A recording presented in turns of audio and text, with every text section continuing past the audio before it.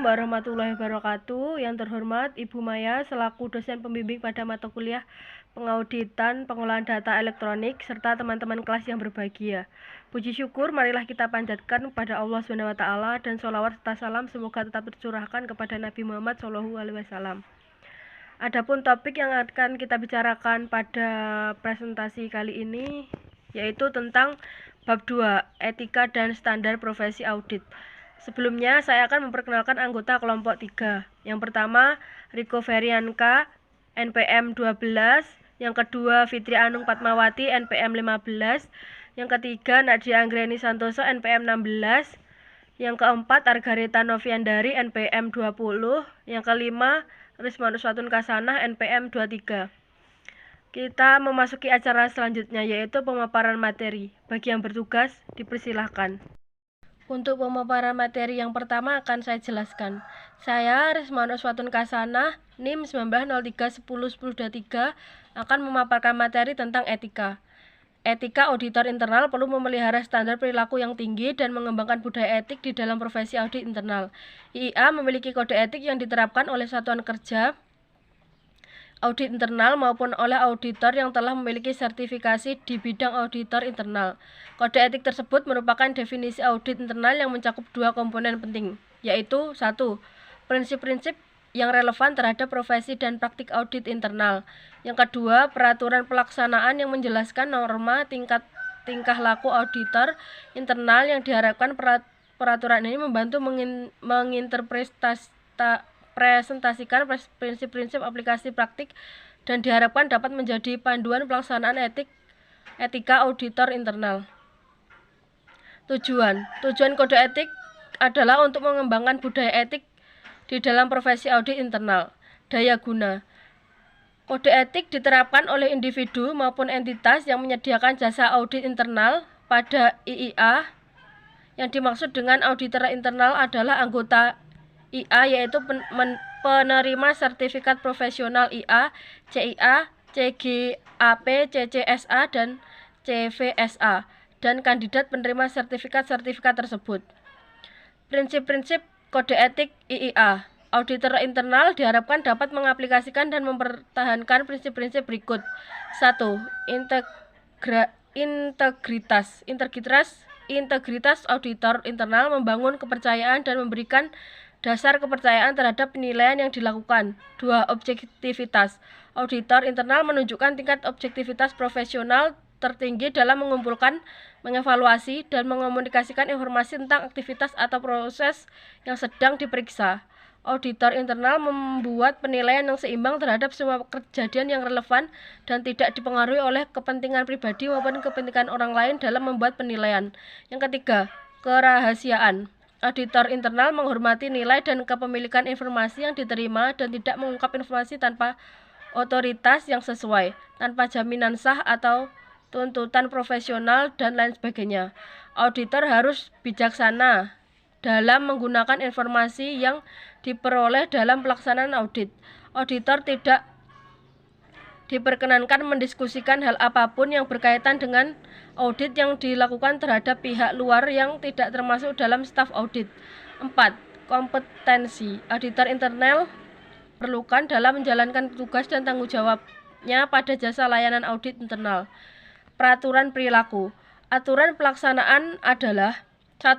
Integritas. Auditor internal harus A. Menjalankan pekerjaan dengan jujur, tekun, dan bertanggung jawab. B. Menaati hukum dan membuat pengungkapan yang diisyaratkan oleh hukum maupun profesi. C. Tidak dengan sengaja menjadi bagian dari aktivitas ilegal ataupun terlibat dalam tindakan yang tidak terpuji, baik bagi profesi audit internal maupun organisasi. Dan D. Menghormati dan memberikan kontribusi bagi tujuan yang sah dan etis bagi organisasi. 2. Objektivitas. Auditor internal harus A. Tidak berpartisipasi dalam beberapa aktivitas atau hubungan yang dapat mengganggu atau dianggap mengganggu penilaian mereka. Partisipasi ini mencakup aktivitas atau hubungan-hubungan yang tolak belakang dengan kepentingan organisasi. B. Tidak akan menerima apapun yang dapat menggunakan atau dianggap mengganggu keputusan profesional mereka. Dan C. Mengungkapkan semua fakta material yang diketahui. Jika tidak diungkapkan, dapat mengubah laporan aktivitas yang dapat diperiksa jika fakta tersebut tidak diungkap. 3. Kerahasiaan. Auditor internal harus berhati-hati dalam menggunakan dan menjaga informasi yang diperoleh bagi tugas mereka. Dan B. Tidak akan menggunakan informasi untuk keuntungan pribadi atau hal-hal yang bertentangan dengan hukum atau merugikan tujuan yang sah dan etis bagi organisasi. 4. Kompetensi auditor internal harus A. Menjalankan jasa jika auditor memiliki pengetahuan, keahlian, dan pengalaman yang dibutuhkan. B. Menjalankan jasa audit internal sesuai dengan standar praktik profesi audit internal. C. Mengingatkan keahlian maupun efektivitas serta kualitas jasa audit secara terus-menerus. Sekian pemaparan materi dari saya. Selanjutnya akan dijelaskan oleh rekan saya. Saya Argadeta Novian dari NIM 1903 101020. Di sini saya akan menjelaskan mengenai standar profesi audit internal. The International Audit Standard Board atau IIASB telah merilis revisi standar terbaru yang efektif diberlakukan mulai Januari 2013 sesuai dengan pertimbangan dan persetujuan The International Professional Practice Framework Oversight Council atau IPPVOC. Dengan diterbitkannya standar tersebut berarti baik auditor internal maupun SKAI wajib mematuhi standar-standar terkait dengan integritas, objektivitas, kerahasiaan, dan kompetensi profesional. Dokumen standar IIA yang dapat diterapkan oleh auditor internal dikenal dengan Standar Internasional untuk Praktis Profesional Auditor Internal atau SIPPAI. Tujuan SIPPAI adalah 1. Untuk menggambarkan prinsip-prinsip dasar yang mempresentasikan praktik audit internal yang seharusnya. 2. Memberikan kerangka kerja untuk melaksanakan dan mengembangkan berbagai aktivitas audit internal yang mempunyai nilai tambah. 3. Memberikan kerangka dasar pengukuran kerja audit internal. 4. Meningkatkan proses dan operasi organisasi. Berikut standar atribut dan standar kinerja secara lengkap disajikan sesuai dengan standar internasional untuk praktik profesional auditor internal, yaitu standar atribut A1000 tujuan kewenangan dan tanggung jawab. Tujuan kewenangan dan tanggung jawab aktivitas audit internal harus dinyatakan secara formal di dalam piagam audit internal yang konsisten pada definisi audit internal, kode etik, dan standar. Kepala SKAI secara berkala melakukan review terhadap piagam audit internal dan menyampaikan kepada manajemen senior dan dewan untuk mendapatkan persetujuan. Interpretasi piagam audit internal merupakan sebuah dokumen formal yang mendefinisikan tujuan, wewenang, dan tanggung jawab kegiatan audit internal. Piagam audit internal menerapkan posisi aktivitas audit internal dalam organisasi, kewenangan akses terhadap catatan personal dan properti fisik yang relevan dengan pelaksanaan penugasan dan mendefinisikan lingkup aktivitas audit internal. Persetujuan final dari piagam audit internal berada di Dewan. 1001.A1 sifat layanan jaminan yang diberikan kepada organisasi harus didefinisikan dalam piagam audit internal. Jika layanan jaminan harus diberikan kepada pihak di luar organisasi, maka sifat layanan penjaminan ini juga harus didefinisikan dalam piagam audit internal. Berikutnya 100.C1 pengakuan definisi audit internal, kode etik, dan standar dalam piagam audit internal. Berikutnya B1100 independensi dan efektivitas. Diinterpretasikan, independensi adalah kebebasan dari kondisi yang mengancam kemampuan aktivitas audit internal untuk melaksanakan tanggung jawab audit internal dengan cara tidak memihak. Untuk mencapai tingkat independensi membutuhkan efektivitas untuk melakukan tanggung jawab pada aktivitas audit internal. Kepala SKAI harus tepat dan tidak menutup akses bagi senior manajemen dan dewan. Hal ini dapat dicapai melalui hubungan pelaporan ganda. Ancaman terhadap independensi harus dikelola pada auditor internal, perjanjian fungsional, dan level organisasi. Berikutnya, objektivitas adalah sikap mental tidak memihak yang memungkinkan auditor internal untuk menunjukkan perjanjian yang sedemikian rupa bahwa mereka percaya dalam pekerjaan mereka tidak ada kualitas kompromi yang dibuat. Objektivitas masyarakat bahwa auditor internal dengan tidak merendahkan penilaian yang dilakukan mengenai hal-hal audit kepada pihak lain. Ancaman objektivitas harus dikelola pada auditor internal, perjanjian, fungsional, dan level organisasi.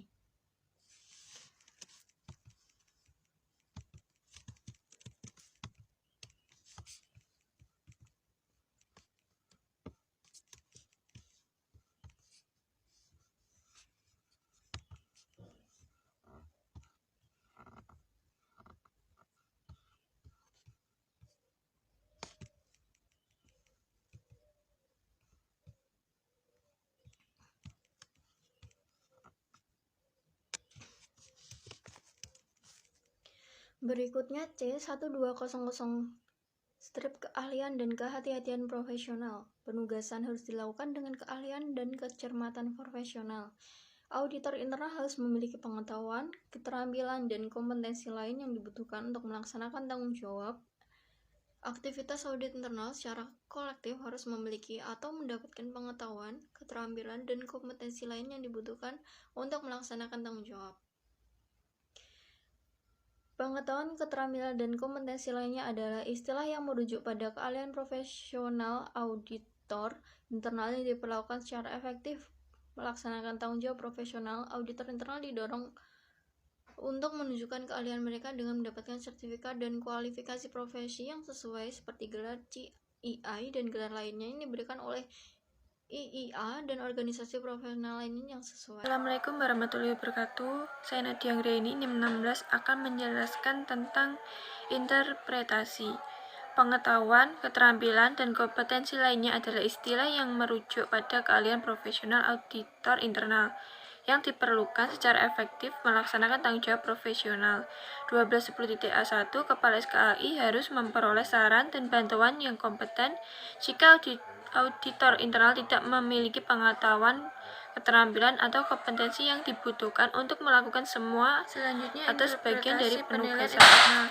1210.A2 Auditor internal harus memiliki pengetahuan yang memadai untuk mengevaluasi risiko kecurangan dan cara organisasi mengelolanya, tetapi tidak diharapkan memiliki keahlian sebagaimana seseorang yang tanggung jawab utamanya adalah audit teknologi informasi.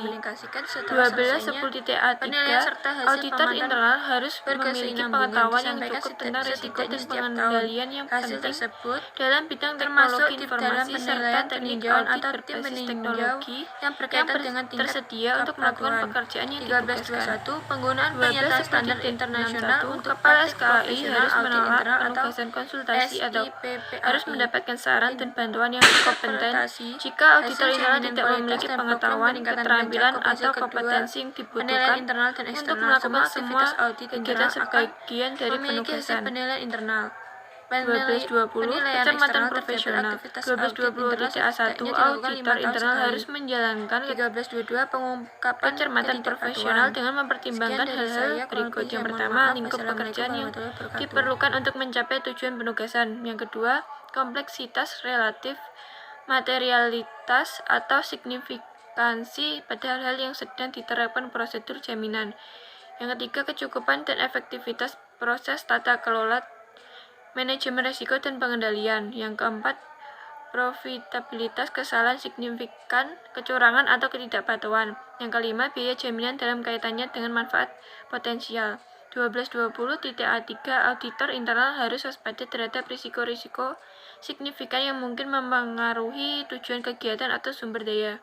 1220.C1 Auditor internal harus menjalankan kecermatan profesional selama penugasan konsultasi dengan mempertimbangkan hal-hal sebagai berikut. Yang pertama, kebutuhan dan harapan klien termasuk sifat saat dan komunikasi saat penugasan. Yang kedua, kompleksitas relatif dan cakupan pekerjaan yang diperlukan untuk mencapai tujuan penugasan.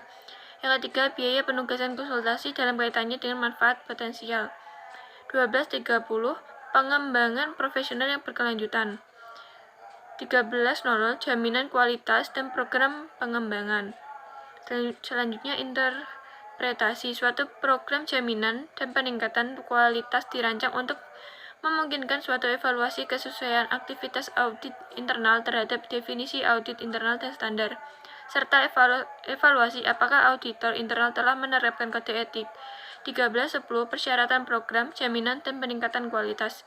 13.11 Penilaian internal harus mencakup hal-hal sebagai berikut. Yang pertama, pemantauan kinerja aktivitas audit internal secara berkelanjutan. Yang kedua, review berkala yang dilakukan melalui penilaian diri sendiri atau oleh pihak lain dalam organisasi yang memiliki pengetahuan memadai praktik audit internal. Interpretasi. Pemantauan berkelanjutan merupakan bagian integral dari pengawasan sehari-hari, review, dan pengukuran aktivitas audit internal. 13.12 Penilaian eksternal. Penilaian eksternal harus dilakukan setidaknya 5 tahun sekali oleh peninjau atau tim peninjau organisasi. Selanjutnya, interpretasi penilaian eksternal bisa berbentuk penilaian eksternal penuh atau penilaian sendiri dengan validasi eksternal yang independen. 13.20 Pelaporan program jaminan dan peningkatan kualitas. Selanjutnya, interpretasi. Hasil penelitian eksternal dan penilaian internal berkala dikomunikasikan setelah selesainya penilaian serta hasil pemantauan berkesinambungan disampaikan setidaknya setiap tahun. Hasil tersebut termasuk di dalam penilaian peninjauan atau tim peninjau yang berkaitan dengan tingkat kepatuhan. 13.21 Penggunaan pernyataan standar internasional untuk praktik profesional audit internal atau SIPPAI. Interpretasi. Hasil jaminan kualitas dan program peningkatan mencakup hasil kedua penilaian internal dan eksternal. Semua aktivitas audit internal akan memiliki hasil penilaian internal. Penilaian eksternal terdapat aktivitas audit internal setidaknya dilakukan 5 tahun sekali. 13.22 Pengungkapan ketidakpatuhan. Sekian dari saya, kurang lebih saya mohon maaf. Wassalamualaikum warahmatullahi wabarakatuh. Materi selanjutnya yaitu standar kinerja. Yang pertama, pengelolaan fungsi audit internal. Interpretasi. Aktivitas audit internal dikelola secara efektif apabila hasil penugasan aktivitas audit internal mencapai tujuan dan tanggung jawab yang ada dalam piagam audit internal. Aktivitas audit internal sesuai dengan definisi audit internal, kode etik, dan standar. Pihak yang merupakan bagian dari aktivitas audit internal menunjukkan kesesuaian dengan kode etik dan standar. Terdapat beberapa elemen dalam pengelolaan fungsi audit internal, yaitu yang pertama yaitu perencanaan. Kepala SKAI harus menetapkan rencana berbasis risiko untuk menentukan prioritas aktivitas audit internal, konsisten dengan tujuan organisasi. Untuk yang kedua yaitu komunikasi dan persetujuan. Kepala SKAI harus mengkomunikasikan rencana aktivitas audit internal dan kebutuhan sumber daya, termasuk perubahan internal yang signifikan kepada manajemen senior dan dewan untuk dinilai dan disetujui. Untuk selanjutnya yaitu manajemen sumber daya. Kepala SKAI harus memastikan bahwa sumber daya audit internal adalah tepat, cukup, dan dapat digunakan secara efektif untuk mencapai rencana yang telah disetujui. Untuk selanjutnya yaitu kebijakan dan prosedur. Kepala SKAI harus menetapkan kebijakan dan prosedur untuk memandu pelaksanaan aktivitas audit internal. Dan selanjutnya, koordinasi. Kepala SKAI harus berbagi informasi dan mengkoordinasikan dengan pihak internal dan eksternal organisasi yang melakukan pekerjaan audit, memastikan bahwa lingkup seluruh penugasan tersebut sudah memadai dan meminimalkan publikasi kegiatan. Dan selanjutnya, pelaporan kepada manajemen senior dan dewan.